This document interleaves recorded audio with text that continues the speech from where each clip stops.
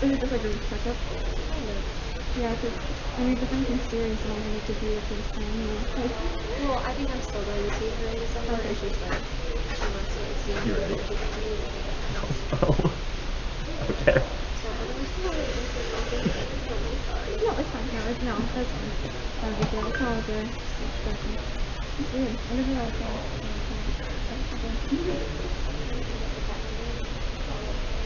I think it's good. I need to know.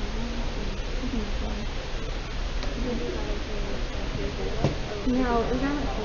Unfortunately. I remember the first day, and I was like, the first day we got it. I was like, I was there for a while ago, like, kind of slowing downhill. But, I really bad. Like, really thin. And then it's not that much. I think Sorry. probably starting more than I think it's my house license. We got it. Yeah, it's not so crazy. Oh, really? Yeah,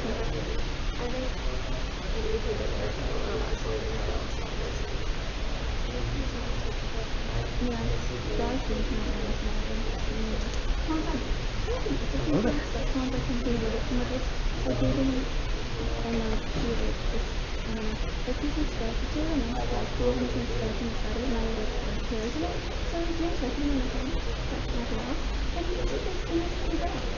really? This one? Yeah.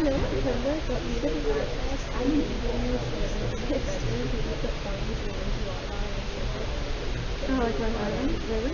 Not like too close because it actually like like the costume people did the professional stuff they're doing. Oh, really? Like moving doing that, but it's definitely something because my kids like Yeah, I have sketches and stuff. Yeah. Or even like things like water sport ones. They used to have them in those. This is a one drop you ever blended when building all of my shoes. Yeah, he actually likes to do big breaks. I feel like good to like go up and taking out. Yeah, so they just had a lot. Yeah, same with my stuff. Like they usually start like in the body, so you sit on yeah, my body down. Yeah, I think it's like that. And then I was sweeping like the kitchen with cornflakes, and he kept like bringing away the clothes from the room. So I don't know, I just have to put him in another room to lock the door. And so I'm like, it's just another yeah. I mean, if anything, it's even more yeah. I think so. He's cat. Yeah. I want to check up on attendance and see.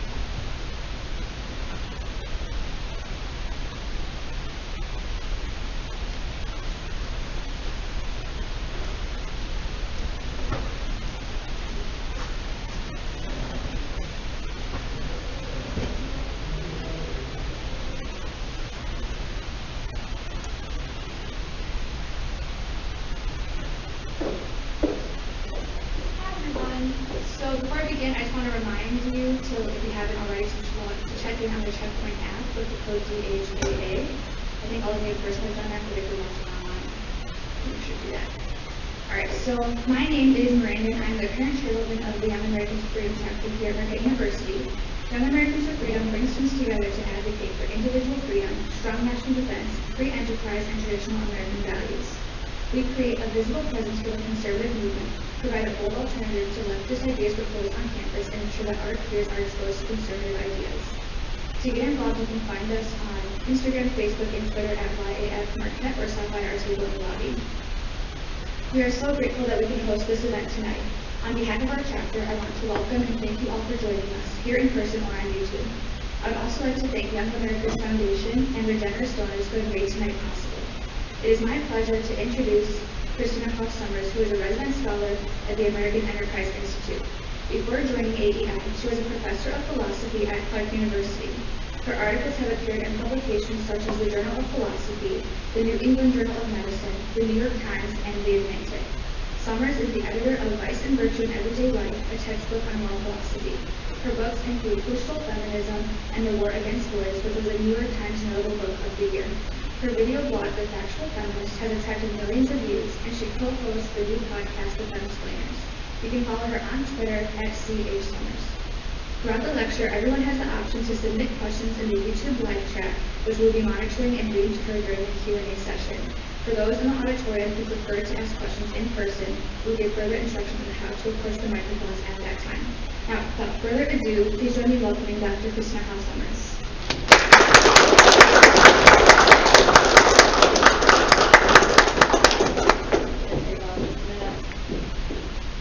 I'm a little triggered by the clapping. I don't know if you saw the Socialists of America convention, and according to several of the speakers, you're no longer supposed to clap because it can induce the sensory overload in members of the audience, triggering, and instead they urge people. Oh, there's also people with carpal tunnel syndrome. It's just a whole group that is marginalized by clapping, and so they say you should use jazz hands. So when I finish my lecture, if you like what people use here, so you can clap. But this is the sort of hypersensitivity that has befallen the left, and specifically feminism. I was a feminist in the last century, and I don't know how to explain what has happened to a movement that was supposed to be empowering, that was supposed to be about liberation and women being fabulous, and suddenly it seems to be a theory focused on women as sort of, I call it thinking couch feminism, like maidens of the 19th century that would fall apart at the first hint of male vulgarity. And we find a lot of censorship campaigns coming from feminists, demands for trigger warnings and materials they find distressing. And this is called feminist jazz hands. They actually do this. And I've given lectures where people, they'll click fingers instead of clapping. And my topic for this evening is how to make feminism great again. Now, I know there are some out there that may be thinking feminism is just fine, thank you very much. We don't need your advice on how to make it better. Others may be thinking,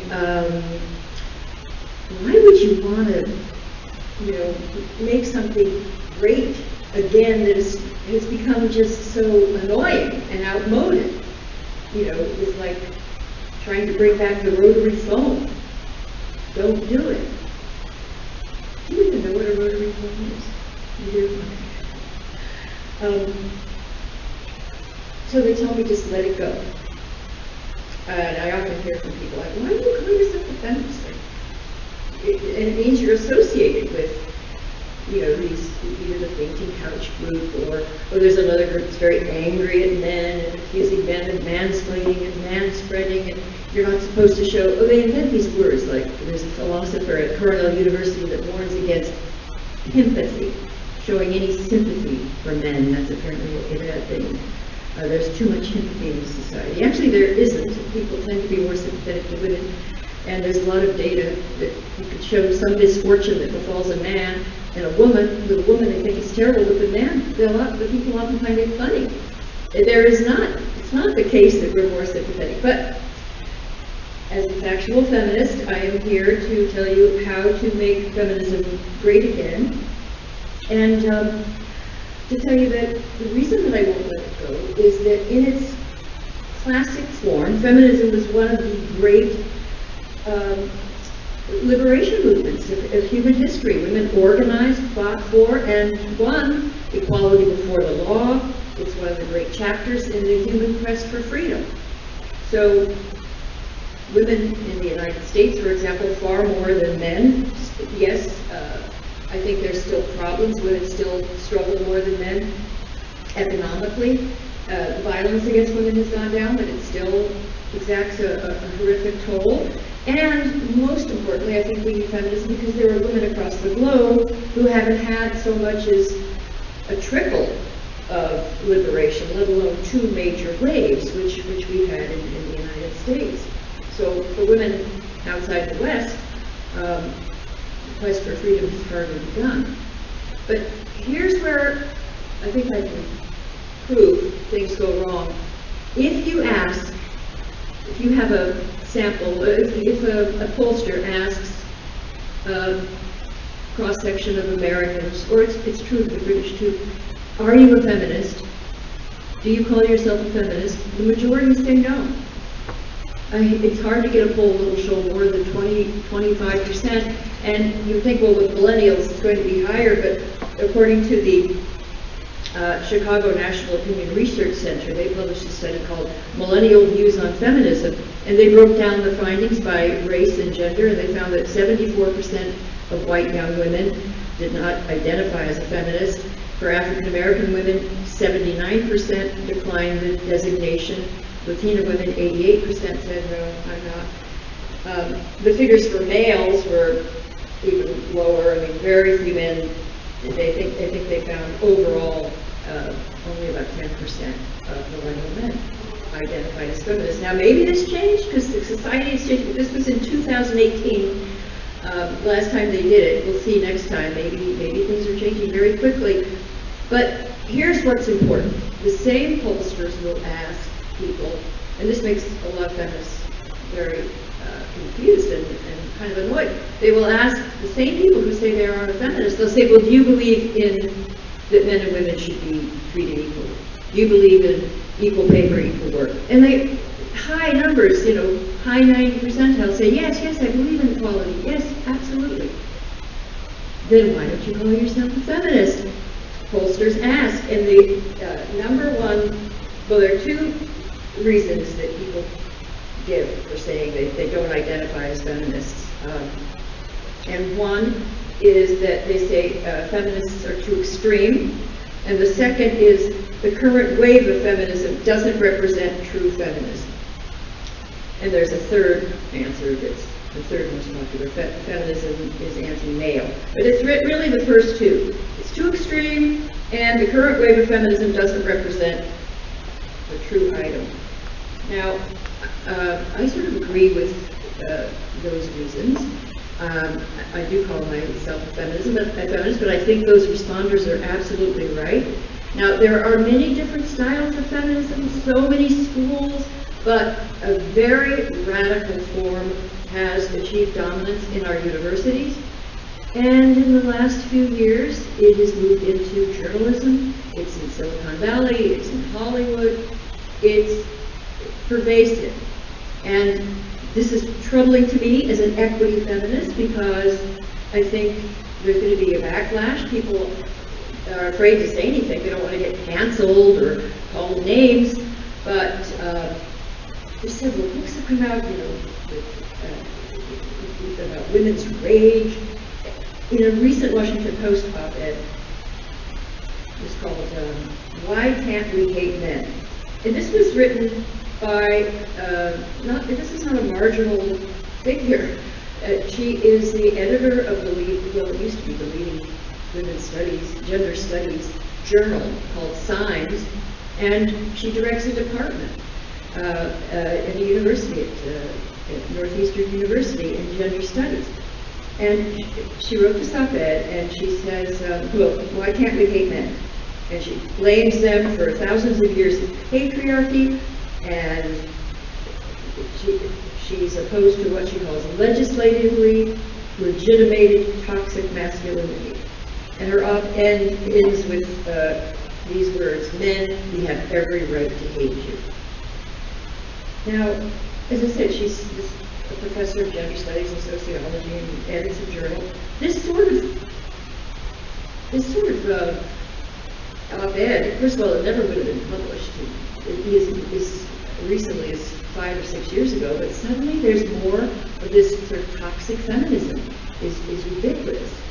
And what worries me is that even though these words are extreme and these attitudes are extreme, in the academy for quite a long time, the extreme is the mean, has been mean. Now, this is a problem. Because most women, and I think fair-minded men, fair-minded men want women to have basic rights. But I don't know very many women that want to go to war with men. And I think what we have now is the majority of women, and women don't agree all, politically. There are libertarian women, conservative women, traditionally religious women, no place at the table. An unwritten rule is that only the radical women can have a place in the Women's Center or even in the Gender Studies Department. Years ago, when I was first criticizing some of the more radical theories in my field, there were other women scholars that joined me. And so a student that took a course might read some dissident feminists, but increasingly we're not, when they have to hire somebody, they don't hire a moderate feminist, or I call myself an equity feminist. They tend to hire radicals. So it's very hard now in a typical gender studies class to be aware that there are women that are moderate and that women that challenge, or it doesn't have to be women, it could be men too, that challenge some of these more aggressive positions. Now, in my writings, I have distinguished between two general approaches, general schools of feminism: equity feminism versus gender feminism. I consider myself an equity feminist. It's not hard to understand what that is.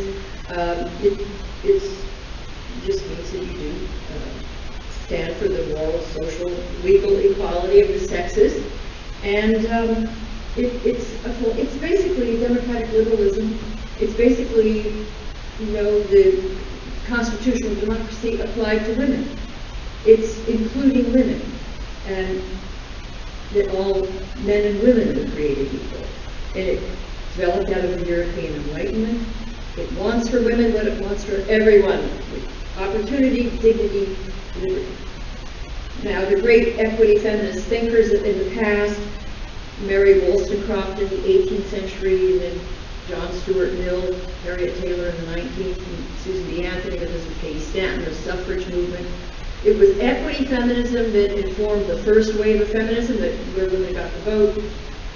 It was equity feminism that was behind the beginning of the second wave, where all the laws changed and women had just greater protections in education and the workplace. Now, as I said, it's not finished. The job of equity feminism isn't finished, especially globally. But by any reasonable measure, it is just a stupendous success story, an amazing story of success. And just look around. I mean, American women are among the most liberated, self-determining women in history, on the planet. I mean, there are other societies where women have equality, but the movement really flourished here, and we have so much to be grateful for.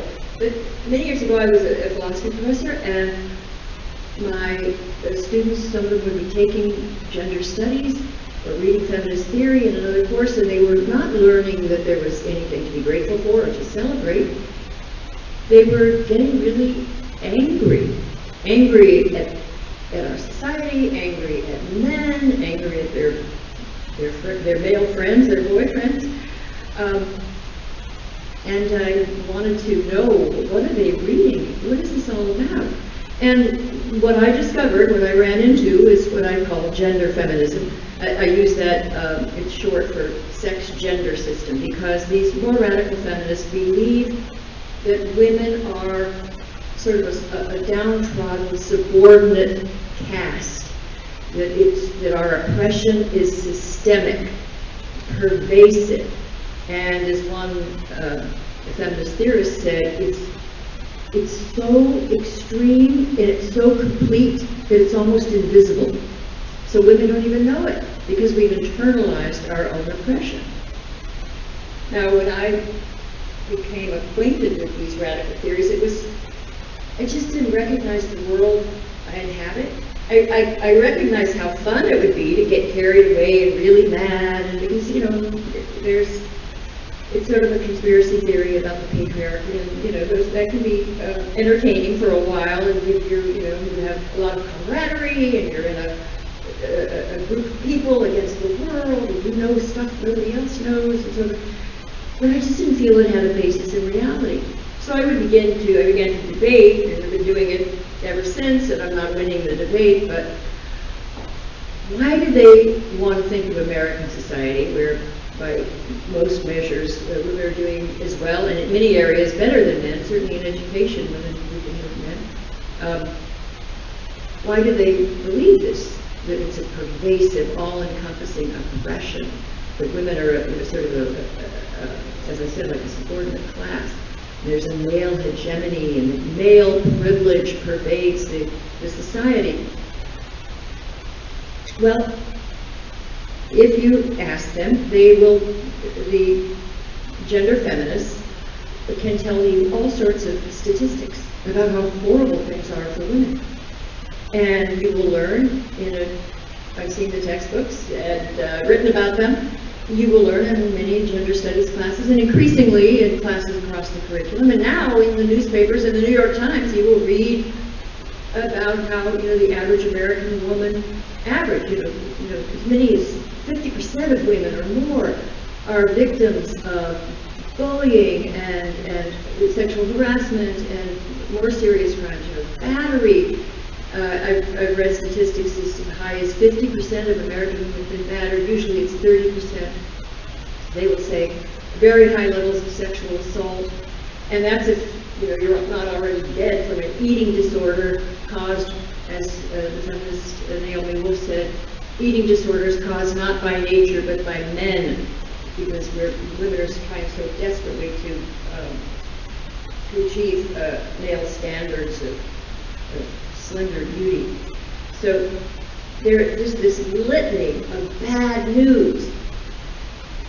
And of course, the mother of all the claims is these thick toys, because I do think they are exaggerations, to put it mildly, that women are cheated out about 23 to 25% of their salary.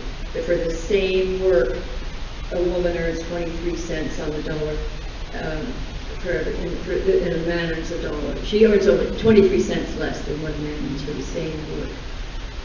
Now, where to begin?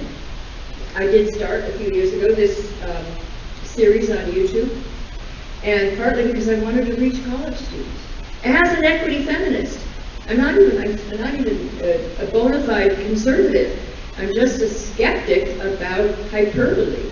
And I don't think people are helped by untruths, by advocacy research, agenda-driven numbers, and current feminism is simply drowning in misinformation. The misinformation. You can bear the pun. And by the way, before I deconstruct some of these statistics, my gender feminist colleagues and sisters are so distressed over how bad things are for women, that we're living in a state of siege, that they actually have no problem abandoning fundamental principles of liberal democracy. First of all, their theory developed out of Marxism. It didn't develop out of the, it's not a democratic liberal philosophy. It's more a species of radicalism that came out of the radical politics of the 60s. But you will notice, there have been lots of, in the name of protecting women, cries to pull back on free expression and free speech, and to cut back on due process because we inhabit what they call the rape culture, that we, on some campuses, I hope this is changing, but for a few years on some campuses you were guilty because accused. Just the seriousness of what you were accused of was almost enough to get people found guilty. And so gender feminists have no particular allegiance to democratic ideals. And it's not because they're authoritarians, it's because they believe that we're living in an era where there's, or I guess they believe it's been going on forever, where there is this violent male patriarchal system, and the only way to be liberated from it is not to allow free speech to the oppressor, not to give due process. These things were invented by men to oppress women. And so you can find in a lot of feminist theory textbooks very dismissive of equity feminism. They say, oh, equity feminism, it doesn't go far enough. It's just, sort of adding women and stirring, they like to say. We need to burn it down. We need, and so they say the sex-gender system, and that women are apparently oppressed in this vast patriarchal system. So I call it gender feminism for short.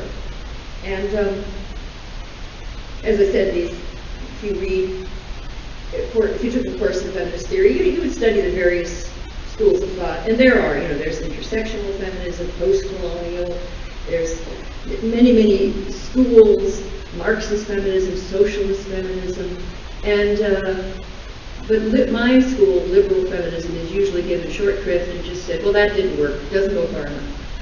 And I'm here to tell you, it does go far enough, it is working, it has worked, and it's not only bad not to support this classical style of feminism that liberated women, but it's being replaced by something in the name of helping women, something that is very destructive and hostile to freedom.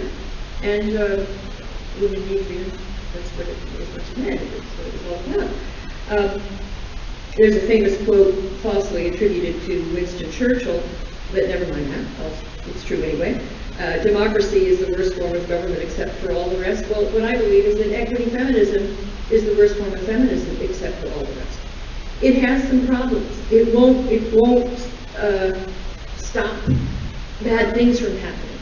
But you can't, you have to take extreme measures. If you want to stop bad things from happening, you can abandon liberal principles and just, arrest people or shut down free speech altogether if you think that that's a threat to women's safety.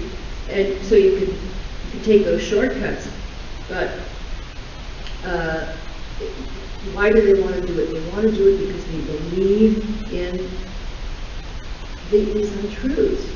And I thought, way back, that I remember when my first feminist conference I went to, and I had read a bunch of textbooks, because the chair of my department asked me to teach feminist theory, and I thought, okay, I'm a feminist, I'm a philosopher. It was feminist philosophy. I'm a philosopher, I'm a feminist, I'll teach this. And these were my colleagues, some of them I knew from other departments. And I went to a meeting in New York City, American Philosophical Association, and I was really critical of what was in these books under the name of feminist philosophy. It was too extreme, it was too full of rage, it was too irrational. And it was based on just bad numbers, bad statistics. It was sort of specious data and twisted theories. And I just wanted to show that we've got to stop this. And I thought they would see my point, and maybe we'd argue for a while, maybe we'd all go out for drinks, which is what you typically do at the American Philosophical Association. You read a paper, people argue with you back and forth, and then you go out and keep arguing. But, it's kind of fun. This was not fun. I was excommunicated from a religion that I didn't know existed. People in the audience, mostly women, were hissing and stamping their feet. And it was like a struggle session or something, and that radicalized me. Now, for a long time I couldn't tell people, I'd tell people and they would just think, well, those are weird, those were politically extreme people. And so for many years I would go to colleges and campuses and so forth, and just some women's studies and gender scholars would come, and sometimes I'd find people that thought they would agree with me, others didn't, but it was never all that controversial outside this little circle. But then, around 2016, what I find is that gender feminism has made real progress on the campus, and that increasing numbers of young women would protest my lectures. And at Oberlin College, they had posters on the wall. They had posters on the wall saying that I had internalized misogyny. Go home and take your internalized misogyny with you. And they had a safe room, a safe space where people could flee if they were upset by something I said in my talk. And I'll never forget, 30 women and a therapy dog fled to this room. A triggered-me dog, which I feel bad about that. But anyway, I was astounded by how these theories have made progress. And what they do is they quote one another. It begins to look like a real discipline. And they have these statistics, and they can quote several sources because they're quoting each other, but it leads nowhere. And because what happened was we have a system of quality control in the academy. It's called criticism. But in gender studies, and this is true of some other areas, I think this happens in various kinds of ethnic studies and race studies, if you don't agree with them, you're disqualified as a critic. You're thought of as a crank. And they have a word in gender theory for someone who questions their fundamental assumptions, and that's called a backlash. So, I'll just tell you about one of the statistics, and I don't want to get bogged down, but just take something like the wage gap. That's just one of the most, it's never going to go away. It may be beyond correction because it's been repeated so much. And so for the same work, women are 77 cents for every dollar for men. You've heard it many times, but just think about it for 1 second. If an employer could pay a woman, say, 23% less than a man, why wouldn't they fire all the men? Why wouldn't the clever entrepreneur have just gone in, got rid of the men, and have a real advantage over competitors? That won't work because the gap, the wage gap between men and women, there is a gap, but it's not, there's no evidence that it's because of discrimination. Because that gap, that 23-cent difference, is just they take all the men in the country who work full-time and all the women and look at what's the average salary. And it turns out that men do earn more. But then you have to ask a few questions. For example, there are relevant factors that determine wages.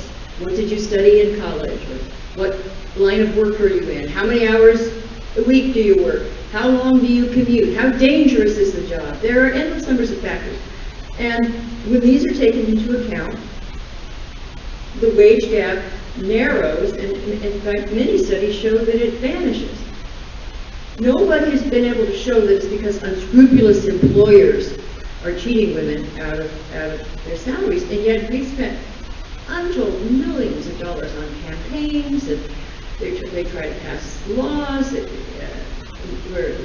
make it harder and harder. They want to make it easier and easier to catch these employers who are apparently doing this, except they're not doing it. Like Uber recently found that their female drivers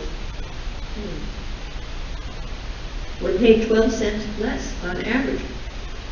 And that was very interesting because your salary as an Uber driver is determined by an algorithm. There's no employer there,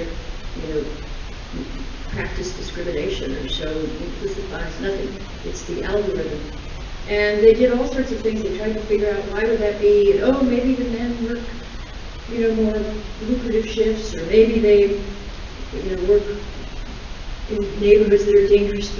None of that explained it. Well, they did a little bit, but the main explanation, the primary explanation, at the end of the day, most of the gap is because the men drive faster.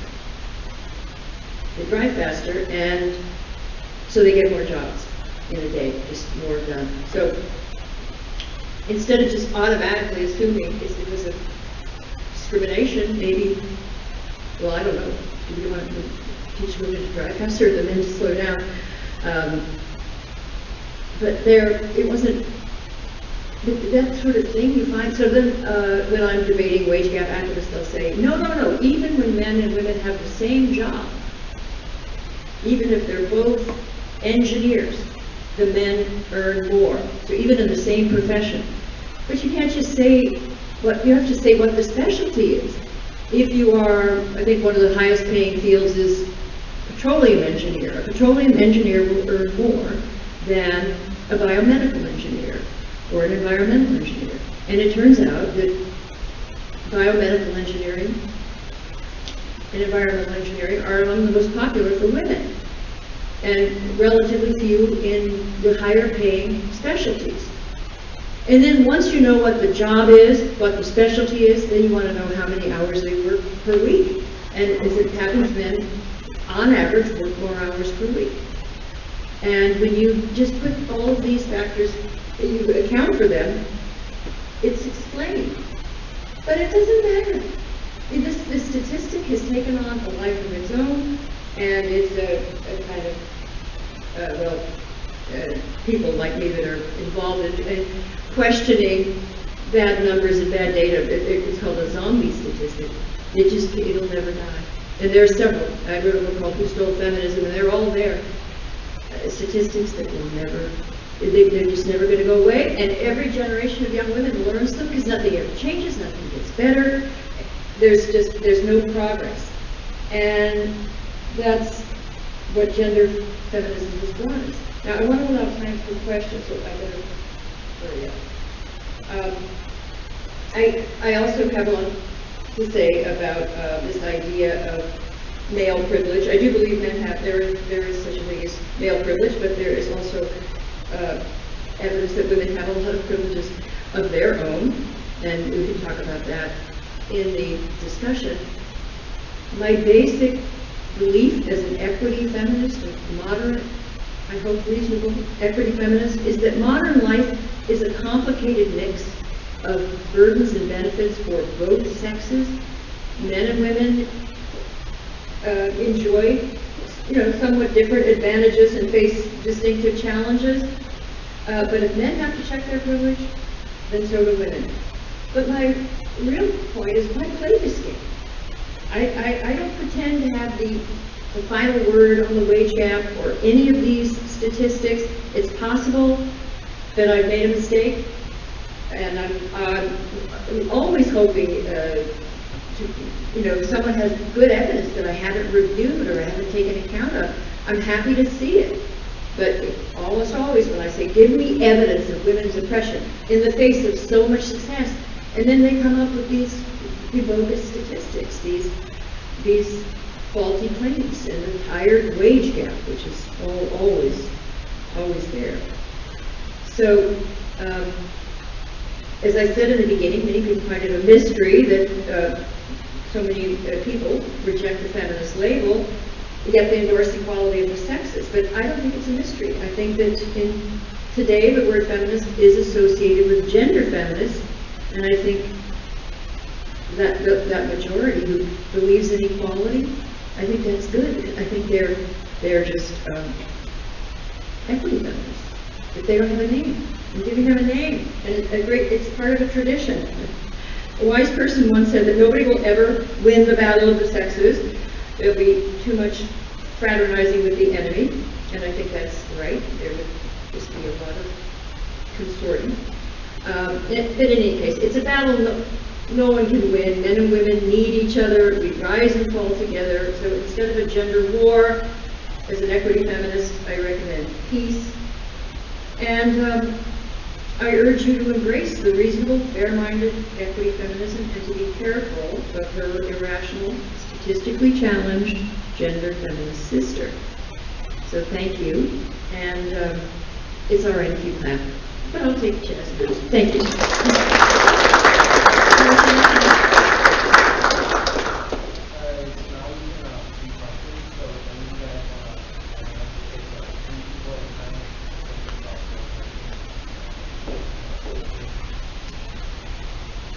I was so happy to be coming to give a lecture because I've done them on Zoom. I did one a few weeks ago at Yale on Zoom, and I couldn't see anybody.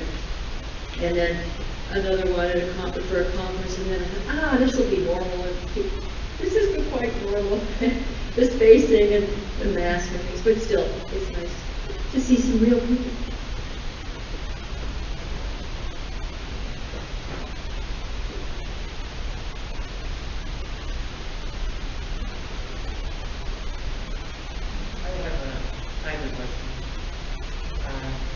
What are your thoughts on possibly expanding the draft into men? Well, I think it's probably, if we have a draft, I think we probably would do that. That was a very radical thing, and I couldn't imagine it. I still kind of can't imagine, but I guess a lot of men can't imagine it even. But I think that's just where we are now, and would women be in combat? Some, probably not very many. I looked into the data, just like what percentage of women who are currently in the armed forces who want to be in combat, and it's 7% or something of the women who are in the armed services. It's mostly men in the armed services. There are lots of women there, but it's mostly men, and combat is not something but I wouldn't say women couldn't do it if they can pass the test and do it. Women make pretty good sharpshooters, and with contemporary weaponry, women can be formidable warriors. And I do think one criticism that people make of feminists is that they don't really worry enough, or are concerned about basic fairness for men. And I think at this point we have to do our share. And I think a lot of feminists would agree with that.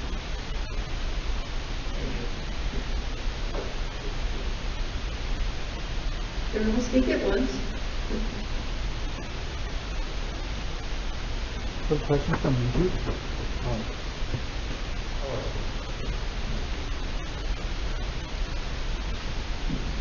Thank you for coming tonight. I guess one question I have is, you talked about this kind of movement that teachers are going to teach. I was wondering what your thoughts were on how that affects young men and what their perspective is. I'm absolutely horrified. I mean, just as a human being and a mother of sons and having been a girl and I find it so absurd that they're willing to cast the young men their own age as villains and attribute to them, oh, this power, yeah, they have power, we don't have it. Are you kidding? To the extent that anybody has power, it's fairly even between the sexes, and to pretend like we're the victims and then, need to be subject to, these severe standards, I just don't understand it. And I wrote a book called The War on Boys because young men are falling behind in schools. This is across ethnic lines, racial lines, class lines. It's just very worrisome. There's a large and growing cohort group of young men who are not going to find a place in an information economy. They're not. There's millions now of men. Larry Sommers, the economist, has warned that there are millions of men that are not just unemployed, they are unemployable and not looking for work. And these are men in their prime working years. But our society is so dominated by it in the media and in the academy with feminists that call any concern for men backlash, that we can't even address men's health. I mean, when the COVID broke out, there were all these articles about how it was having a disparate impact on women. It's bad for women's careers. It's hurting women's productivity. It's bad for women professors. And they wouldn't mention that it was men. A majority of the people dying were men. And that's pretty bad for your career, to die. And so, and it's not that I don't think that women are bearing a burden, being at home all the time with the kids, and probably unless you worked out a 50-50 system, which often doesn't happen. I don't deny that women are suffering, and we have to attend to that. But then at least have the decency to mention that we also have to wonder what explains the high toll on men. Why are men like this? And you don't see that. So all of these things, I think right now we are living at a time where there's a lot of free-floating hostility towards men and boys. Now, there have been societies, and there still are, where men and boys are more respected, and they are privileged, and the parents will put all their resources into educating the son, but not the daughter. That has happened in the past, and still in some parts of the world, although increasingly less. This is new, a society that it seems to is promoting attitudes of contempt and derision towards its young men.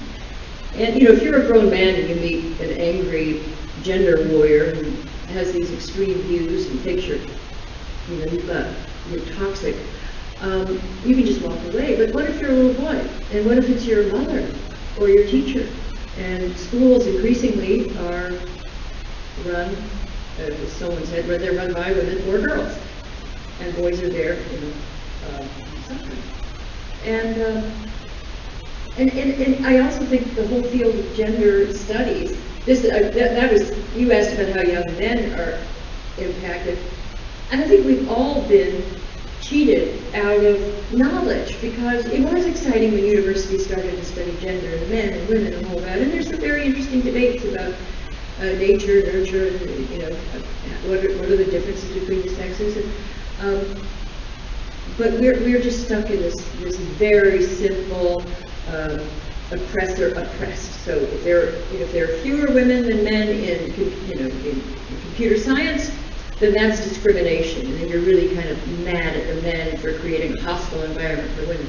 But if there are no men in psychology, anthropology, education, that's not a problem. That's just, life. So they problematize those areas where there are more men, and then they even get an interesting explanation, because I studied this for some time, like, what's the real reason that there is a fairly persistent, cross-culturally, you find women, fewer women in engineering and but especially computer science and physics, I guess. Why would that be? And well, over here it was a hostile environment. Well, everything was a hostile environment. When women came into the workplace, law school used to be all men, and women didn't hesitate to go into medicine. Veterinary medicine, it used to be all men. Now it's mostly young women. Our best veterinary schools are something 70 or 80% women. Where were the role models? What women want to do, they've done. There's certain things women haven't done. Now, why is it? And a theory that I find very compelling is that there have been studies of male and female prodigies. These are kids that are, very gifted, they're bordering on genius. And they watched these kids and discovered that girls that are very gifted at math have what they call a balanced cognitive profile. These girls are also gifted verbally. The boys who are the math whizzes tend not so much. They're considerably less articulate, and their genius, their prodigious talent is for math and these sort of technical things. But the girl, she can do the math, but she can also, what it means is that many more fields are open to her, where she can succeed and have a comparative advantage. And so, why don't we talk about that? So it's not always discrimination. And they should have been interested, like, why are there a few fields that are still so gender segregated? And is it always because men behaving badly? Some ways it might be. I'm open to that. I'm sure in Silicon Valley it can be, if it's a male culture, it can be unpleasant. But on the other hand, women, I think that we have more of a chance of creating an egalitarian society if we approach men and in a spirit of respect and friendship, and not telling them, now it's the style with this intersectional feminism, just to tell men, your job is just to be quiet and listen. This is not for you to have an opinion. I don't recognize that as feminism. To me, that's authoritarianism, and it's taking us nowhere. And it's no way for, and I feel sorry, I don't really feel sorry for your generation, because every generation manages to have fun, and then we would find each other and fall in love. But you have an extra burden of this, in other generations there were other problems, but this is a problem with this rage. I don't know, maybe 20% of young women are really angry because they believe propaganda. They believe these untruths about how bad our society is. So, not good for boys, not good for anyone. And it's not good for the young women. To be burdened with this distorted view of the society when you have such a good society. Not perfect, but don't make, the perfect the enemy of the good. And that's what they do in terms of evaluating American society. It's not perfect, and so it's horrible.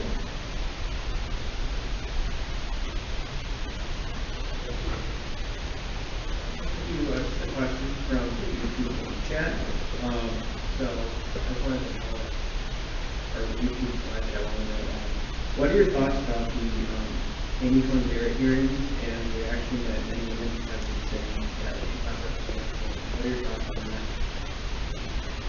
Well, I think she probably represents more, from what I've seen of women's opinions, women, and when it comes to something like abortion, men and women are not that different.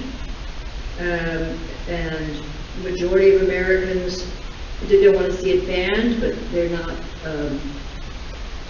happy with abortion on demand. Or, the American attitudes are, don't break down men and women. And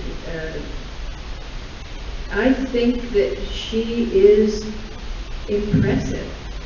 She's more conservative than I am. I'm Jewish, she's Catholic. I mean, we're different, we have different backgrounds, but here's this brilliant woman who has, how many kids, like 5 or 6, I can't, lots of children, and I think it's a great role model.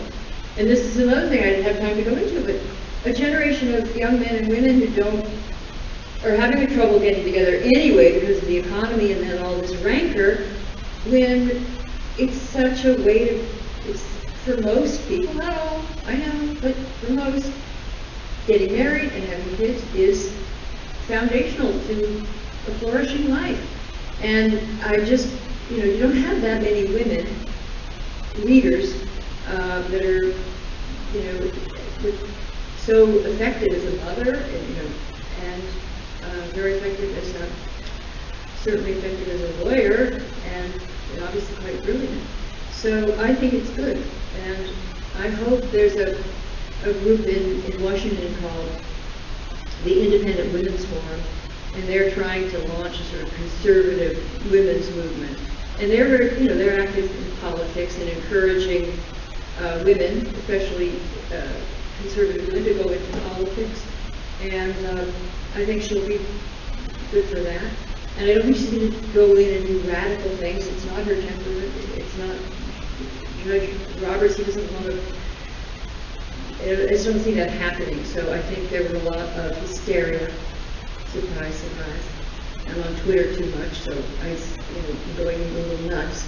And it's gotten worse with the pandemic and with the election and with our president. It brings out such paranoia.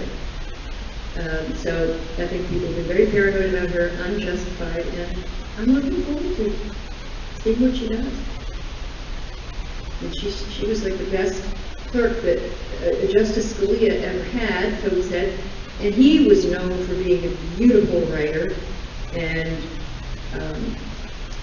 apparently she learned from him, and she's known for that too. And I think you could see it in the hearing. She had a way of explaining things, so I think she's going to write great opinions and be a voice of moderation. I could be wrong. Maybe it's some takeover, dark forces. I don't believe for a second, but I got to come down with that. I'm sure things, yes.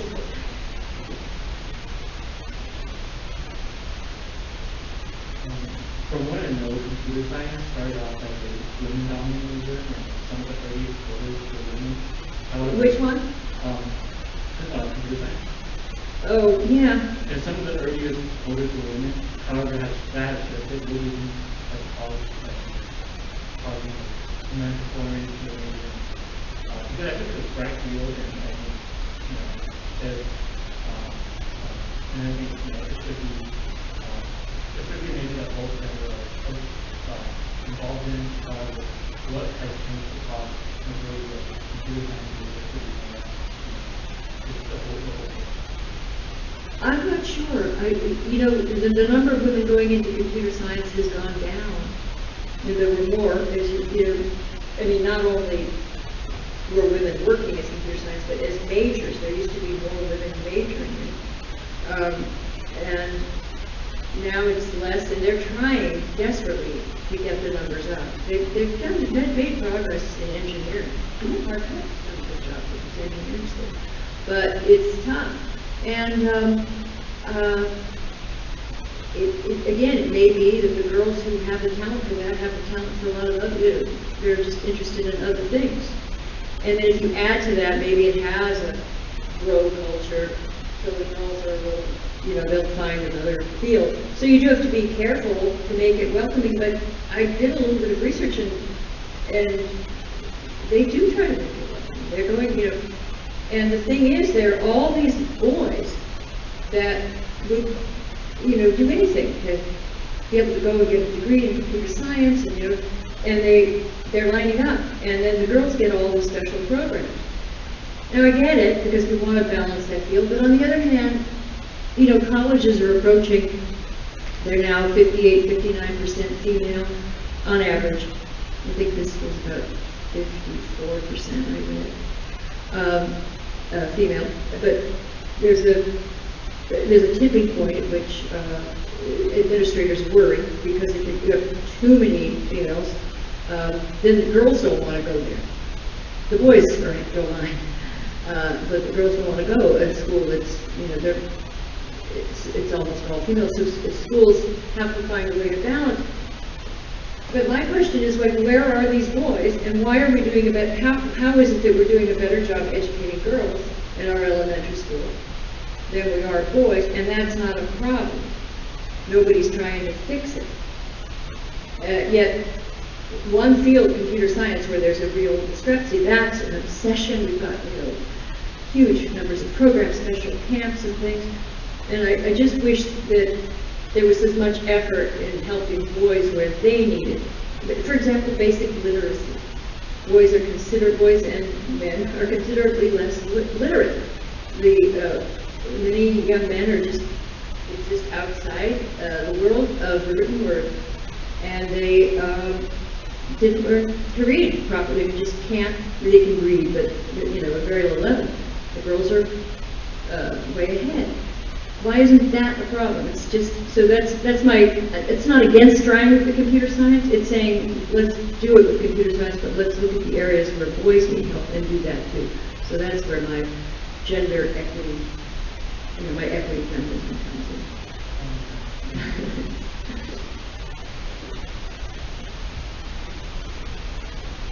So, we're probably back similar to that what are your thoughts on women or men being hired as no overdoing same last name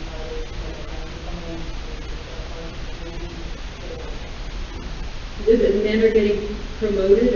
Oh. You know, it would depend on the field. I'd have to know the example. There have been some women, there have been some notorious law cases.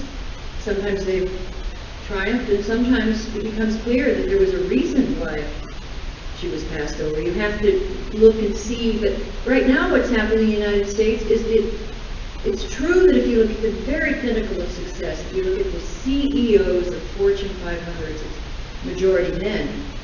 But that's sort of a fallacy just to judge society by who's at the pinnacles. You have to look at this whole society and look at how men and women are doing. And you see women are really moving ahead in middle management, upper management. It's like a golden age of, well, I don't know right now, but before everything fell apart, it was a golden age of female entrepreneurship, and right now they have all these quotas in Europe. They want women on boards, and they don't have enough women in their managerial class, so they get them from the United States, because women are very successful in American business. And when I say you have to look at the whole society, look at our society. Who's in it's men, largely men, who are, at the top, but then vast numbers at the bottom.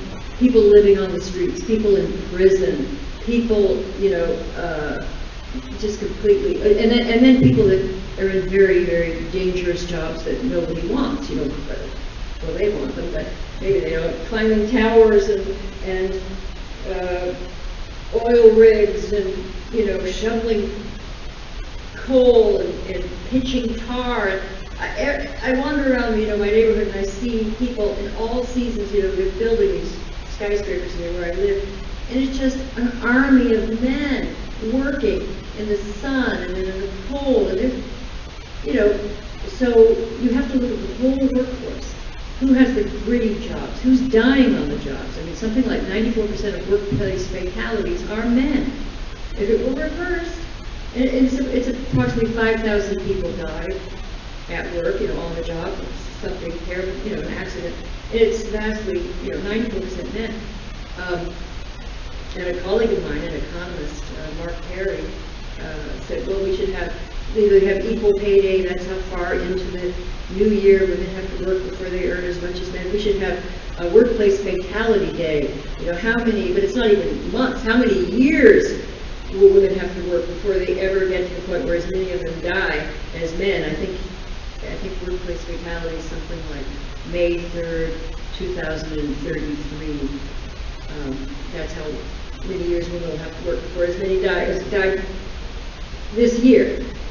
So those are the sorts of, that's why I just think this thing about, I do want to, we have laws about the fairness in the workplace, and after that, you know, you sort of leave it to employers, and you have HR, you have, you know, sometimes things are going to go wrong. There are still troglodytes out there and so forth. And sometimes men get passed over who deserve to be advanced. I mean, all sorts of things happen. You have to, and I don't, for women, I don't see at this point that it's part of a systemic system holding women down. There's too many counterexamples, too many success stories, and then too many sad stories about men not making it at all. So that's why I keep coming back. It's a complicated mix.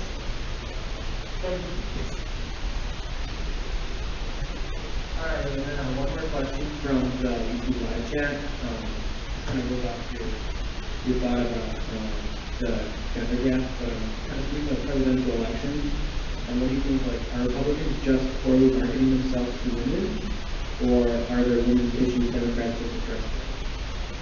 Well, I do think Republicans market themselves poorly to women. And I noticed this living in Washington. A Democratic candidate, a man of any age, he knows what he can't say and what he, you know. I mean, Bernie Sanders got a little confused sometimes, but and Biden gets confused a lot. But mostly, they try and they've heard you have to say this, and you know, and then they also know not to be just boorishly sexist or something. And a lot of conservative men on the Hill, they're not interested in women's issues. They're not interested in the legitimate, you know, sort of issues. A reasonable equity feminist, and there are equity feminists, by the way, can be Republican. There are most of my friends turn out to be libertarian or conservative. So you can still be, and they just should have more women, and they should have. I think it's a problem. I don't believe in quotas, but I think in politics, if there's any place where you want to make a case for, you know, a lot of representing and looking like the country, I think it's politics. It's a reasonable thing to ask, and the Democrats do a lot better, or better at it than the Republicans. So I hope they change. But every time I go to a lot of campuses and meet the YAF group, and it's one of my favorite groups because they're keeping debate, dissent alive on campus. I've spoken at places like Santa Cruz last year, UCSB, the California campuses. These students, they've almost never seen a real conservative for YAF. They bring in the speakers, and they bring in, sometimes it makes the college administration very unhappy. But at DePaul University, Ben Shapiro came, and he was supposed to come back. They invited him back. They wouldn't let him speak, and he came back. And they said, no, you can't speak. And so they invited me to speak. And then the idea was Ben would be in the audience, and I would invite him up. And then we could speak together. But they found out, the administration at DePaul found out about this, and there was like a campus police, alert, find Ben Shapiro, and they found him and wouldn't let him in. We were able to do it, but we had to leave. We all had to walk out of this hall at DePaul and go to a nearby. There was a bar that had a dance room downstairs, and the whole audience went there. But anyway, I'm digressing. But I was just saying that's why I love the Young Americas Foundation, because it's hard to get there's very little diversity of ideas on the campus. YAF, to the extent that there is, this group supplies it, so I urge you to check it out, or maybe you're already in it, or if you're not, find out about it. All right, thank you. One more YouTube live chat question. How do you think gender feminists justify the opposition of Amy Coney Barrett, who has reached the highest potential in her field and is one of 5 all-female Supreme Court justices? Oh, well, that's easy. It's because they would just say that she has internalized the patriarchy. They have to say, it's a broken record. It's one of these things where if people don't agree with you, this is why I say this is not what's happened in gender studies, and the gender studies is sort of what led to the feminist journalists and bloggers and all, this whole group. It came out from the theorists, and those theorists quoted each other, and they never subjected themselves to rigorous evaluation with skeptics. And so you have a whole field that's it's just nonsense all the way down. Exaggeration, hyperbole, and phony data. And then somebody will do a study, and it's been built up. And so I'm trying to blow the whistle on it because I think it's very sad for reasons I talked about earlier, what it does to men and women and the relationship and all that, and little boys. But also, I think there's something very authoritarian about it. I mean, when Ruth Bader Ginsburg was up, I think she won most of the Senate. It was just understood. And conservatives were able to see she was a brilliant woman, and they didn't agree with her. But because today, because of these radical theories, if you're a liberal and you meet a conservative, you want to argue with them. But if you're a radical and you meet someone who challenges you, you think they're evil. And so they think she's evil. Not just someone that they could, obviously a brilliant woman who they could have a, wonderful conversation, or if they disagreed with her, they can have a debate. They see her as evil, and they try to wear costumes around Washington of the Handmaid's Tale, and pretend like it was breeding in that era, as if we're entering that era in the United States. So I found that, very disturbing to see how she was treated. I mean, I could see people didn't like how it happened. That's a different story. But that's Washington. It's not like, what can you do? What can you get away with? They don't let that go. But I think she's going to be interesting to watch and fun to read.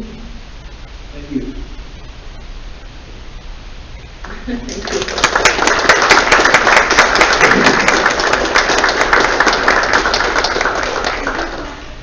As you guys are leaving the auditorium, just try to maintain social distancing, and thank you all so much for coming tonight.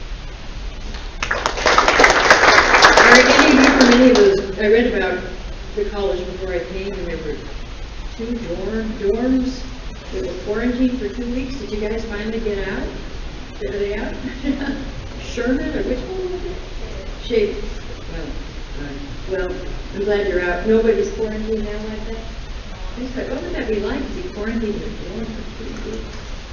Like, painful. You couldn't even go out, like,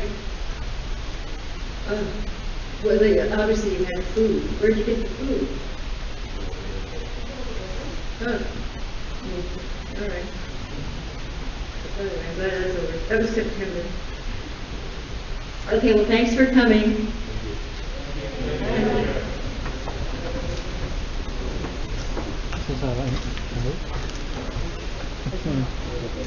This is